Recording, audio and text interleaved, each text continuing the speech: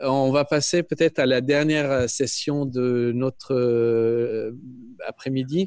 Je passerai la parole à Sadi tout de suite pour faire les présentations des intervenants. Et merci Julie. Oui, donc c'est une session qui permet de revenir un peu sur les travaux en cours qui ont été commencés dans le cadre de ce cycle sur l'évaluation de la résilience territoriale. Vous savez qu'on a commencé il y a plus d'un an. Il y a eu 4 séminaires déjà, 2 jours d'ateliers, un séminaire sur les problèmes et les enjeux généraux de la résilience qui était à l'automne 2019. En novembre, on a eu un séminaire sur l'adaptation et la résilience des infrastructures et des réseaux. Ensuite, on en a eu un en décembre sur les facteurs humains, la résilience territoriale. Ensuite, sur la gouvernance.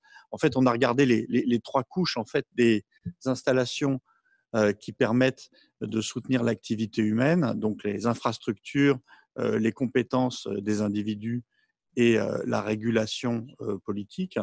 Nous avons eu ensuite 2 journées d'ateliers en février au cours desquels on a eu des groupes de travail qui ont travaillé sur ces 3 questions. Donc la question essentiellement des réseaux techniques, la question des infrastructures, la question du facteur humain et la question de la gouvernance. Et c'est à partir de ces questions qui avaient émergé lors des premiers séminaires et qui ont été développés lors des ateliers qu'il y a actuellement un certain nombre de travaux en cours qui seront notamment publiés dans le numéro spécial de la revue Sustainability sur lequel on reviendra tout à l'heure. Et c'était des ateliers qui étaient assez intenses. On a eu 45 participants par atelier. On a eu la production d'une bibliographie collective qui va être mise en ligne si ça n'est pas déjà le cas. Il y a eu beaucoup d'autres idées d'articles dont certaines seulement sont actuellement développées et un plus petit nombre encore va vous être présenté tout à l'heure. Et on vous encourage à aller voir sur le site la vidéo qui présente justement ces ateliers. Alors, je vais je vais te passer la parole peut-être pour introduire comment dire, cet atelier, enfin cette table ronde qui a lieu maintenant. Oui, alors c'est comment on peut dire parce que quand on rédige des articles, on aime les présenter quand ils sont finalisés. Or, en ce moment, ce qui se passe, c'est des articles qui sont en cours de rédaction, des réflexions qui mûrissent progressivement. Et les participants à cette table ronde vont vous présenter les principales idées de leurs articles qui sont issus des ateliers qui a été mené. Alors, dans l'ordre, parce qu'avec toute l'équipe, on a choisi un ordre qui peut être plus ou moins parfait pour ces présentations. Alors, du coup, dans l'ordre, c'est un papier qui est en train d'être préparé par Mélanie Eck et Félicien Pagnon, que vous avez vu hier, qui vont commencer. Ensuite, ça sera Rebecca Valérie Dorceus, qui est de Rouge Vif Territoire, qui va nous parler de ses travaux. Ensuite, ça sera plus un témoignage et un article qu'on est en train de travailler avec Philippe Marest de Nantes Métropole sur les questions des relations entre les chercheurs et les décideurs et les ingénieurs des collectivités territoriales. Et pour terminer, Marc Vuillet de l'EIVP qui parlera aussi des questions des infrastructures et le rôle dans les questions de la résilience. Alors, chaque intervenant a entre 7 et 8 minutes pour présenter. Margot me dit 5 minutes pour qu'on puisse avoir une discussion collégiale par la suite. Alors, tout de suite, la parole à Félicien, pour commencer. Alors, bonjour à toutes et à tous. Je vais prendre la parole en premier pour vous présenter l'article sur lequel on a commencé à travailler avec Mélanie Eck. Ceux d'entre vous qui ont participé au webinaire hier m'ont déjà vu. Je suis doctorant sous la direction de Dominique Méda. Mon travail de thèse, à moi, il porte sur la sociogénèse et la mise en œuvre des indicateurs alternatifs de bien-être, mais bon, ce n'est pas le sujet aujourd'hui, c'est juste pour recadrer. Et Mélanie Eck, qui malheureusement n'a pas pu être présente aujourd'hui, mais dont je vais présenter rapidement les recherches, est doctorante à Sciences Po, au CEE, sous la direction de Patrick Le Gallès, qui d'ailleurs s'intéresse également à la question de la résilience territoriale, puisqu'il a eu l'occasion d'intervenir en février aux ateliers de l'IEA. Et sa thèse à Mélanie porte sur la production d'instruments de gouvernance de la résilience et aussi la négociation de ces processus de résilience. Et elle a pour cas d'étude principale le cas de la ville de Paris. Donc on s'est rencontrés tous les deux à l'occasion des ateliers de l'IEA en février dernier. Elle participait au panel qui portait sur la gouvernance et moi sur le panel qui portait sur les facteurs sociaux de la résilience. Donc on s'est rencontrés durant les moments de réunion collective en dehors des panels et on a rapidement eu l'idée en fait de produire un article scientifique qui était à l'intersection de nos deux travaux, enfin de nos deux centres d'intérêt, de nos deux travaux de thèse. Et qui porterait plus spécifiquement sur la question de la résilience, sachant que, en gros, ce dont on s'est aperçu, c'est qu'il y avait une véritable complémentarité des travaux qu'elle avait commencé à développer, qui consistait à essayer d'évaluer en fait l'histoire en fait de ce terme de résilience, comment les villes se l'étaient approprié, et les différentes expérimentations de gouvernance qui avaient été mises en œuvre justement par les villes pour justement répondre aux objectifs de cet agenda politique de la résilience. Et moi, du coup, le travail que j'avais déjà en cours sur la réflexion sur la production des indicateurs et leur mise en œuvre politique, c'était finalement tout à fait complémentaire. Alors peut-être qu'on peut passer à la slide suivante. Je vais vous présenter rapidement le principe de l'article, si j'ai quelques minutes pour en parler. Donc l'idée générale qu'on avait, c'est que la question de la résilience, elle trouve un certain nombre de définitions qui en fait sont plurielles et on ne voulait pas vraiment intervenir dans le débat pour donner notre définition de la résilience. En revanche, ce qu'on voulait essayer de préciser, c'était l'idée d'une gouvernance de la résilience. La gouvernance, c'est un terme qui est beaucoup étudié en sciences politiques. Et nous, justement, ce qui nous intéressait dans le cadre de ce numéro spécial, la revue Sustainability qui est pilotée depuis l'IEA, c'était d'essayer de comprendre comment, en fait, cette gouvernance, elle est intrinsèquement liée aux indicateurs qu'on développe pour mesurer justement comment on atteint ces objectifs de gouvernance. Donc, il y a d'abord un premier état de l'art qui consiste justement à essayer de comprendre comment s'est développé cet agenda politique. Et là, Mélanie va justement travailler à partir de ce qu'elle a déjà pu constater en fait de cette histoire-là, à partir du cas de la ville de Paris.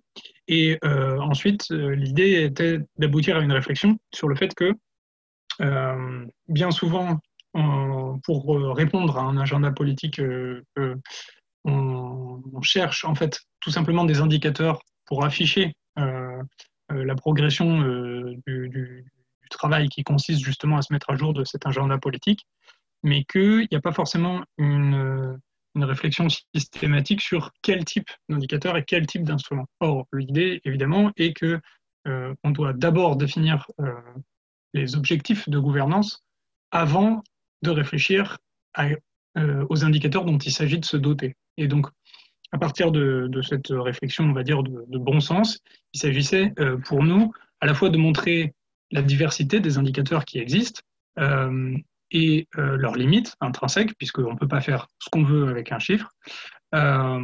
Et ensuite, à partir de là, d'essayer de voir comment justement ces indicateurs et ces différents types d'indicateurs, qui sont très variés, peuvent s'articuler avec différents niveaux de gouvernance et différents types d'acteurs de la gouvernance pour aboutir en fait à une typologie et éventuellement, ça c'est ce qu'on aimerait bien pour le côté opérationnel appliqué, réfléchir à une espèce de méthode de diagnostic quel type d'aspect de la résilience nous intéresse, donc quel type de politique publique on entend développer, du coup quel type d'acteurs de la gouvernance est en cause, et du coup quel type d'indicateur, vers quel type d'indicateur on doit aller. Voilà. Donc ça c'est grosso modo les différentes lignes un peu structurantes de l'article. Bon, j'espère que je n'ai pas déjà parlé trop longtemps. Je vais peut-être laisser la parole à mes collègues. C'était très bien et on attend avec impatience les résultats.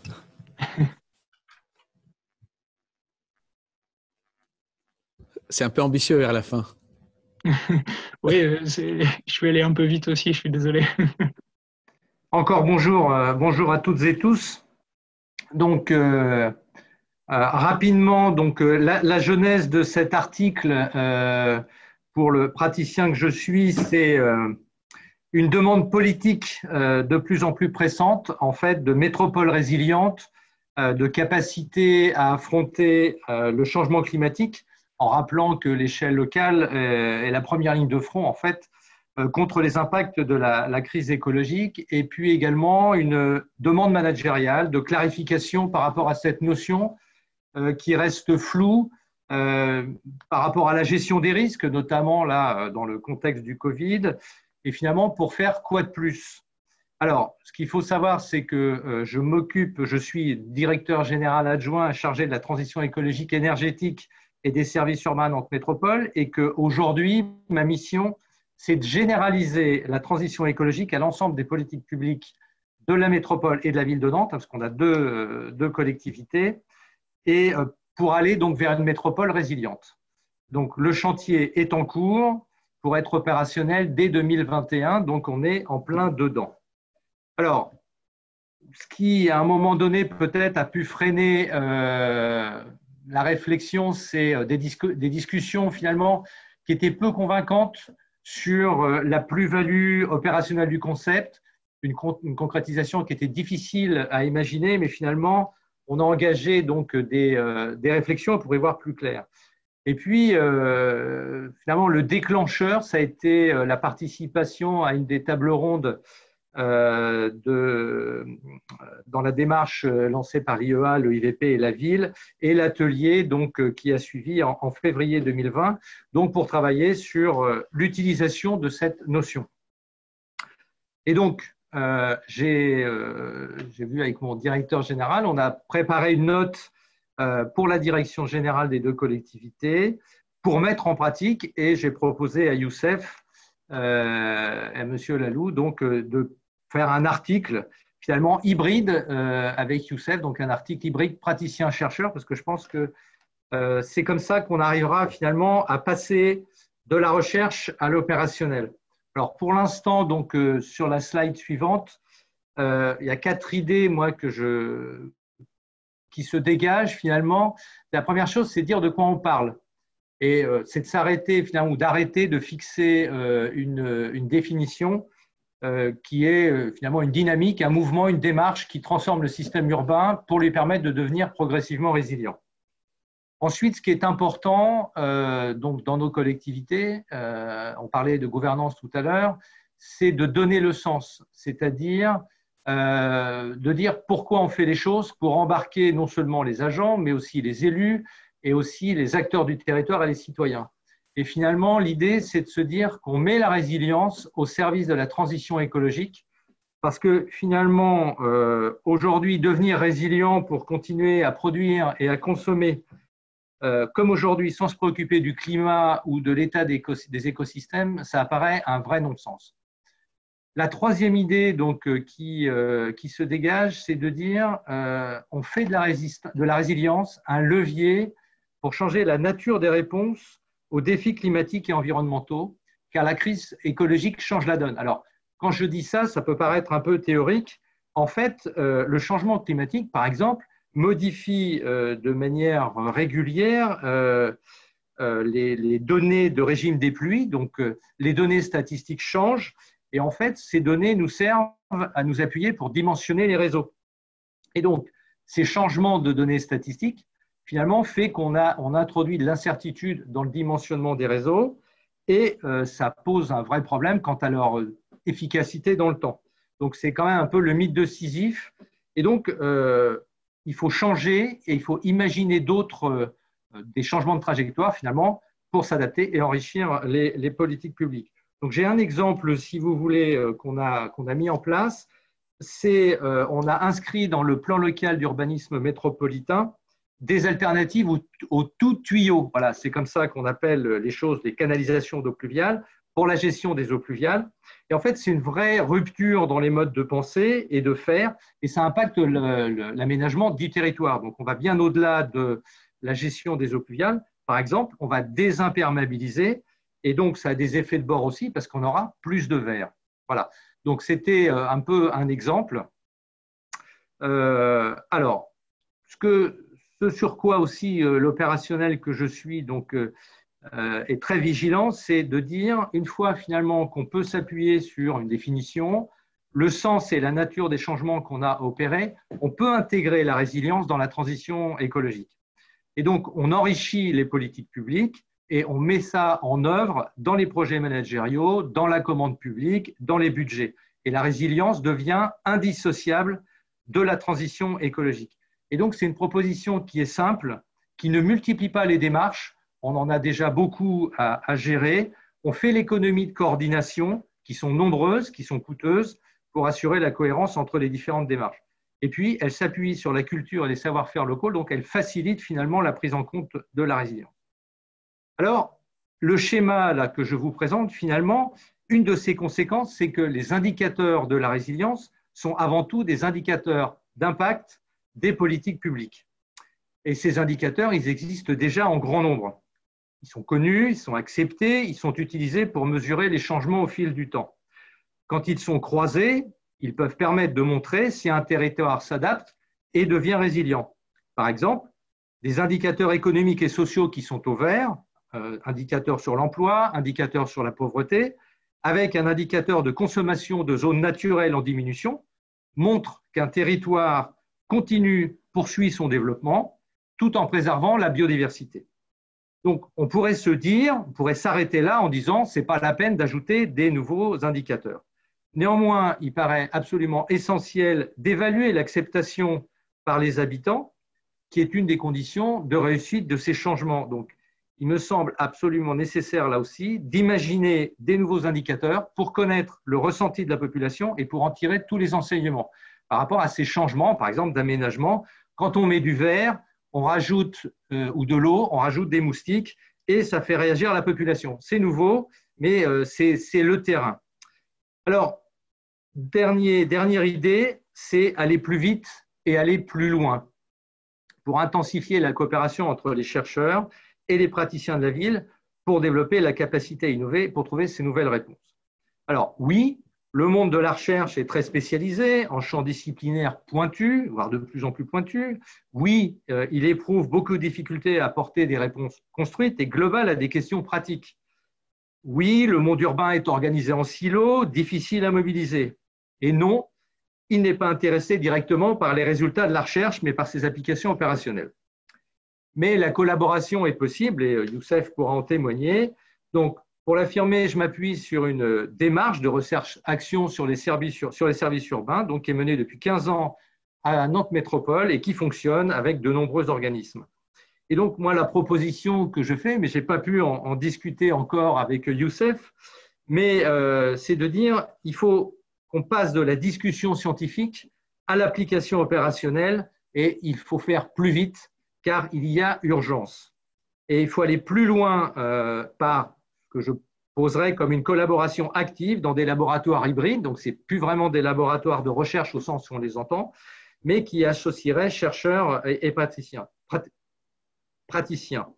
Donc, moi, je trouve que la démarche qui est engagée là, par l'IEA de Paris, le IVP et la ville, c'est une démarche tout à fait intéressante parce qu'en fait, on est confronté à une difficulté croissante de faire passer les résultats des acteurs du savoir vers les acteurs du faire que nous sommes, alors que nous avons collectivement une vraie bataille contre le temps à mener pour affronter la crise écologique. Donc, plus on arrivera à enrichir les points de vue, plus on arrivera à croiser les cultures, et mieux ce sera pour tout le monde.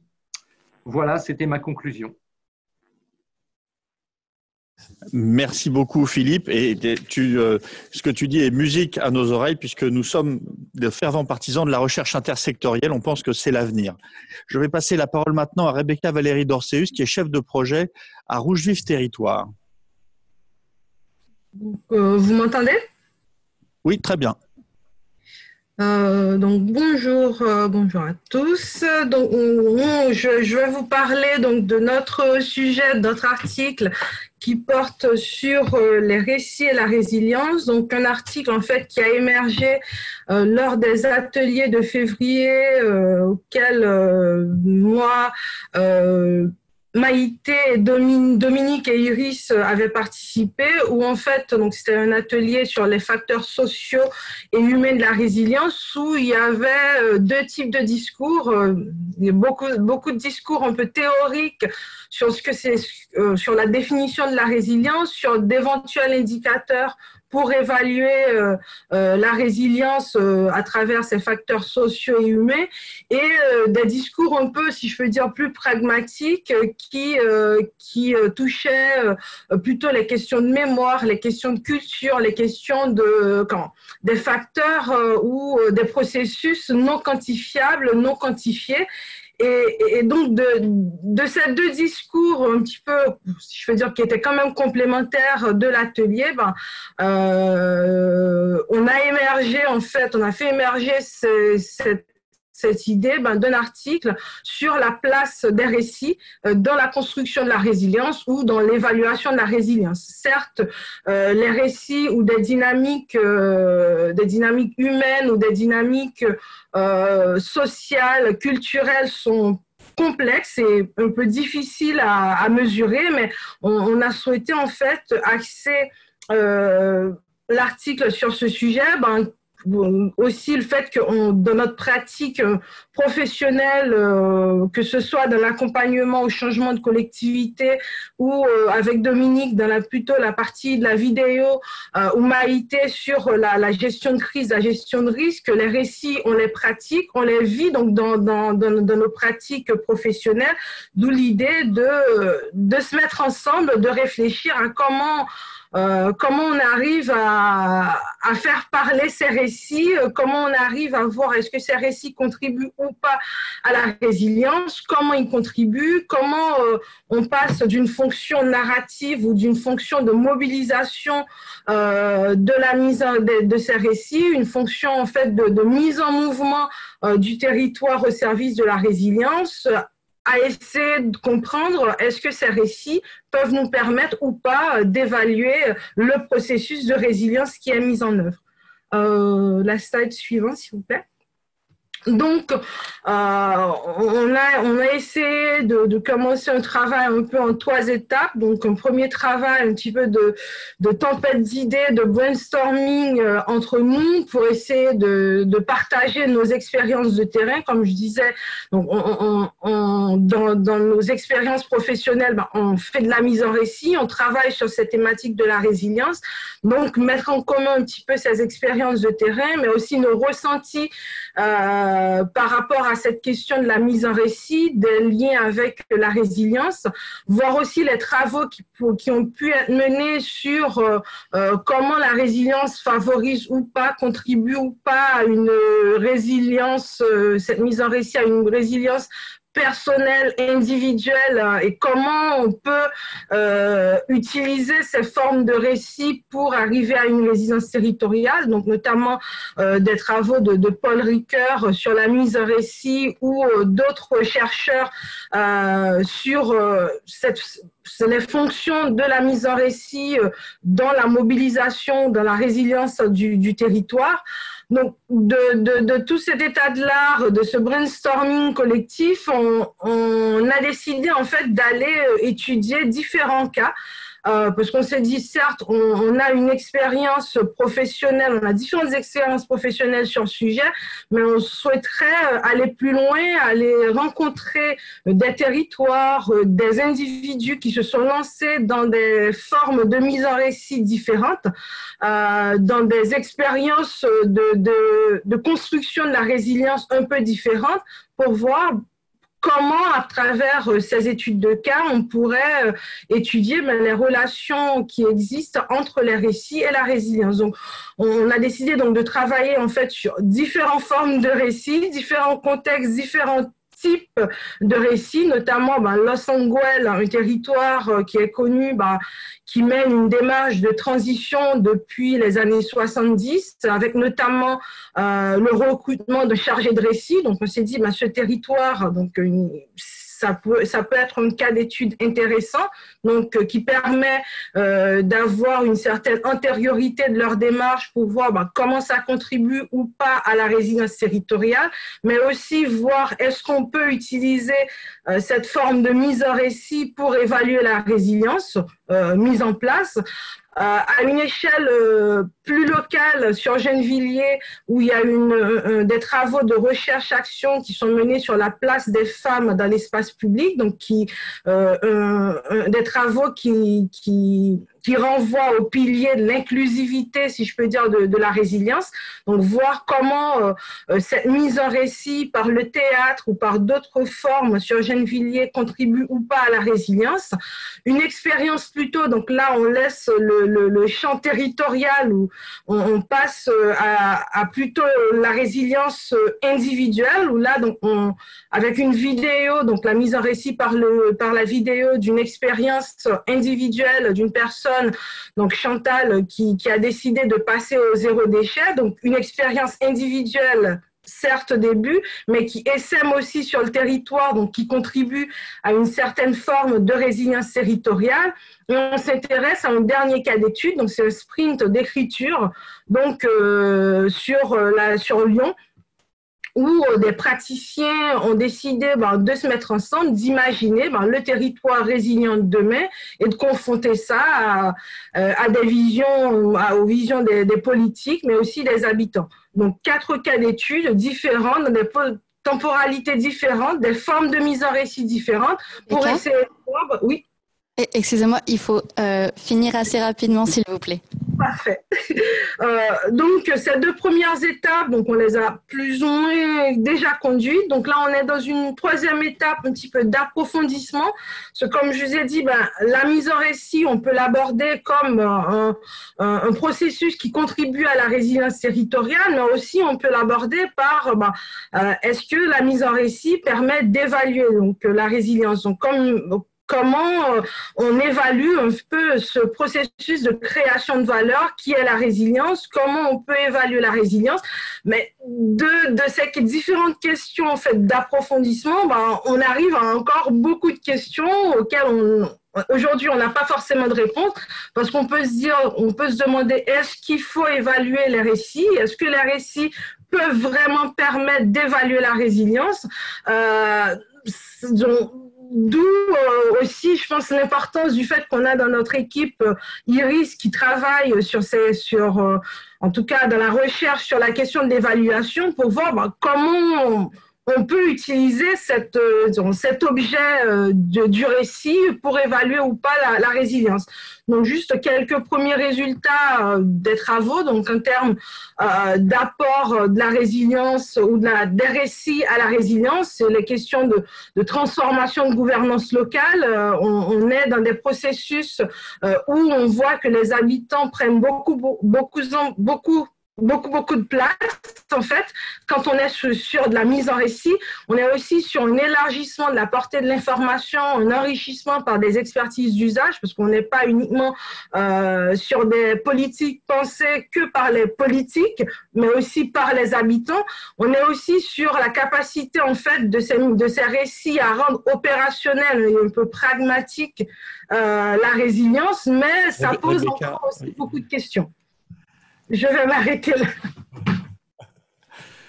Merci beaucoup. On sait que c'est passionnant et c'est une approche radicalement nouvelle et très complémentaire. Et on attend avec impatience cet article.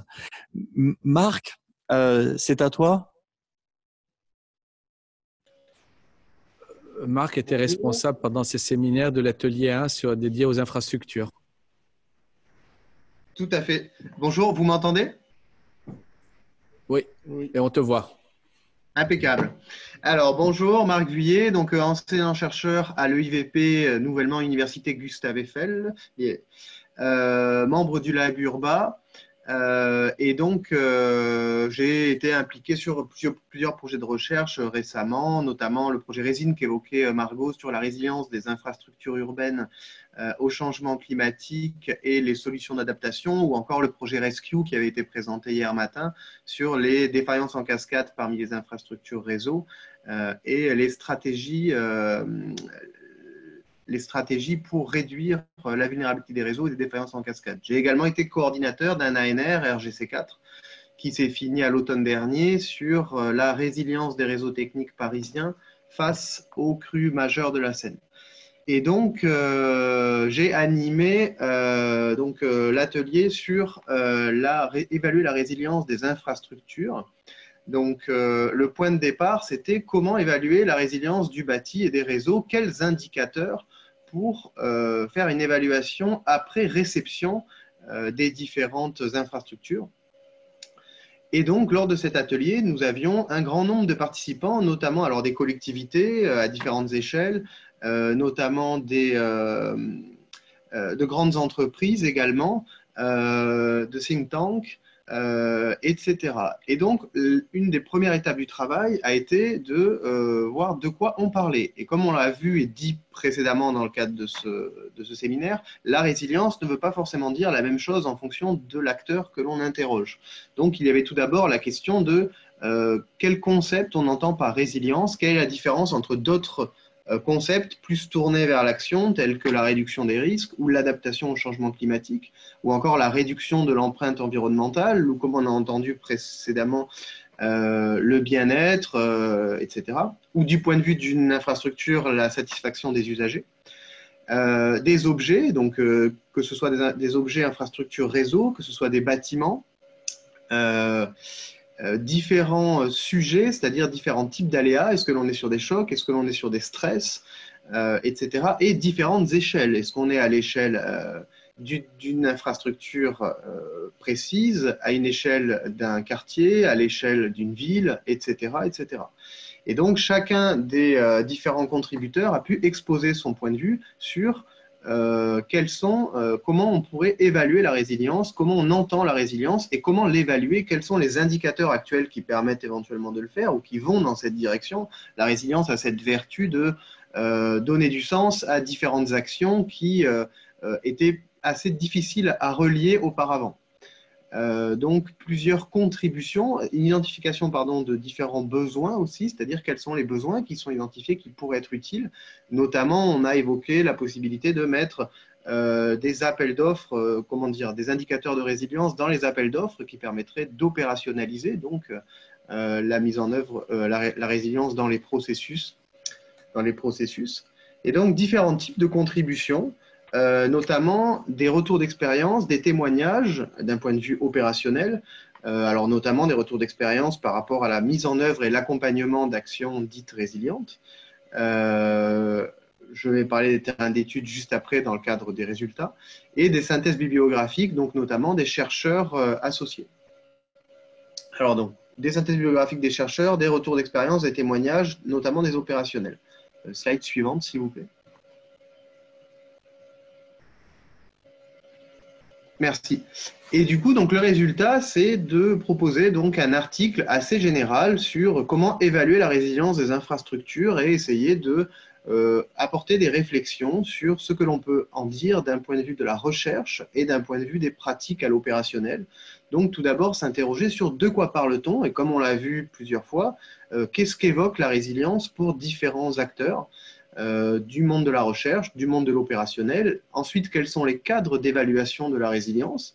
Donc, on parle souvent des objectifs du développement durable, mais il y a aussi plusieurs cadres qui sont développés, qui sont proposés, également des normes, et des indicateurs existants qui ne sont pas forcément officiellement de la résilience, mais qui peuvent contribuer à évaluer la résilience. Donc, on a vu, par exemple, dans d'autres domaines, la question du bien-être.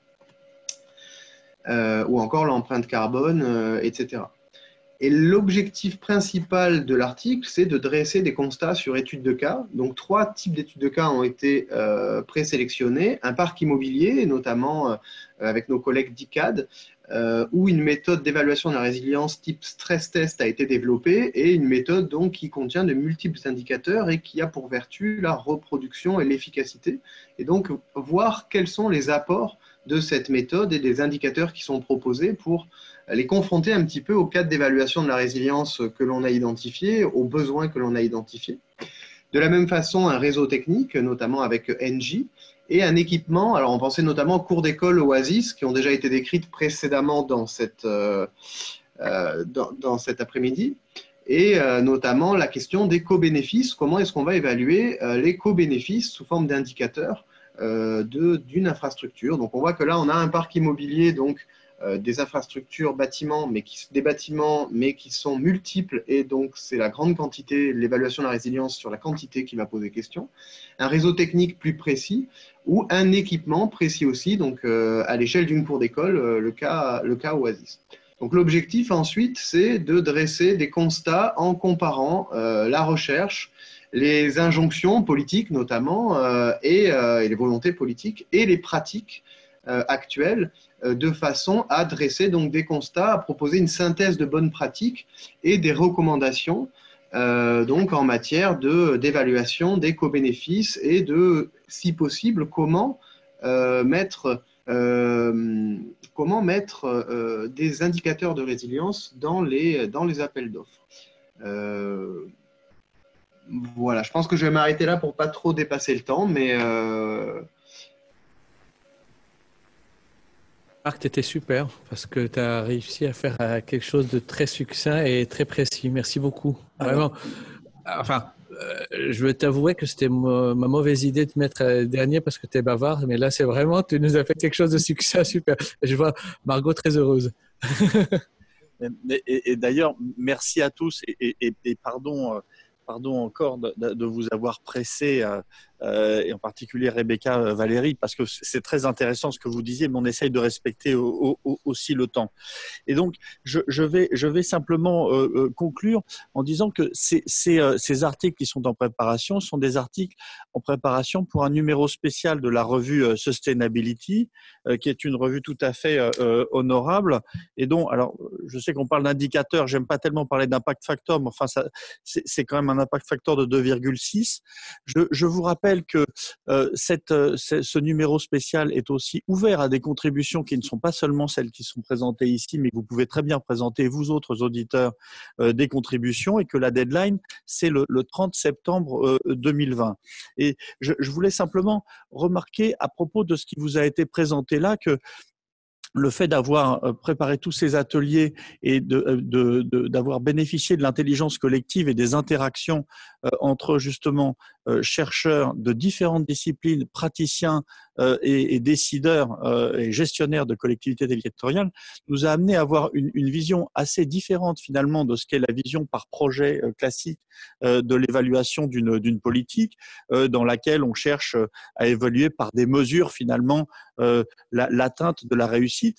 On commence à comprendre que la résilience, finalement, comme c'est une propriété systémique, l'évaluation de la résilience, c'est la recherche de propriétés systémiques et de capacité de résolution du système, de capacité de transformation du système.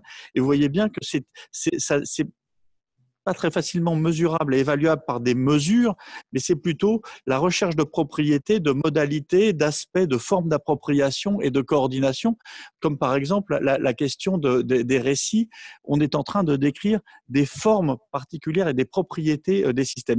Je pense que du coup, ce numéro spécial de Sustainability devrait apporter une vision assez fraîche et nouvelle du problème, et c'est une des choses que nous avons essayé de mettre en place avec le IVP et la mairie, évidemment l'Institut d'études avancées, d'avancer justement sur ces questions, peut-être de dépasser une vision un petit peu, on va dire, trop classique, uniquement sous forme de projet de ce qu'est l'approche de la résilience. Donc, je vous encourage tous à aller consulter l'appel à l'appel à contribution pour ce numéro spécial sur le site de l'éditeur de Sustainability, sur le site de l'Institut d'études avancées et très bientôt, nous dit Margot, sur le site même du colloque, puisqu'on va mettre à jour avec de nombreux éléments qui nous ont été apportés au cours de ces journées et qui nous seront encore apportés demain, le site lui-même.